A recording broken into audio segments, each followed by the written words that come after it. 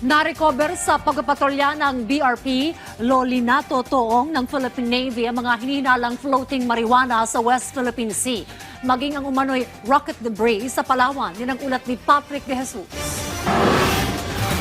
Nakitang palutang-lutang sa bahagi ng Sabina Shoal sa West Philippine Sea ang isang kulay itim na bag na naglalaman ng umano'y high-grade marijuana at nakasilid sa plastic bag. October 17 nang matanggap ng Maritime Civilian Armed Forces Geographical Unit Active Auxiliary Unit West ang ulat patungkol sa naturang illegal na droga. Matapos ang koordinasyon sa AFP Western Naval Command, ipinadala ang Acero Class Patrol Gunboat na BRP Lolinato Toong noong October 18 para i-recover ang mga hinihinalang package.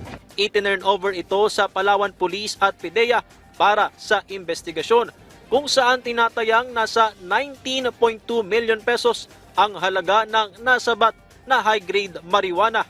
Your Navy always regularly conducts maritime domain awareness, maritime situational awareness, and maritime security patrols in that area, specifically in West Philippine Sea. Kabilang sa tutukuyin ang pinagmulan ng mga umano'y illegal na droga. Sabi ng Philippine Navy, daanan ng iba't ibang klase ng barko ang Sabina Shoal. If you would look at the satellite imagery of that area, you would also see dense traffic of fishing vessels, commercial vessels, and everyone knows about it.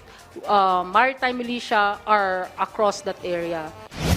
Nang pabalik naman na sa Palawan ang BRP Lolinato Toong matapos ang Patrol and Drug Recovery Operation, sunod na nakita noong October 19 ang mga palutang-lutang na umano'y metallic debris mula sa isang rocket sa bahagi ng karagatang sakop ng Rio Tuba, Batarasa. Nakita sa rocket debris ang Chinese markings at watawat ng China.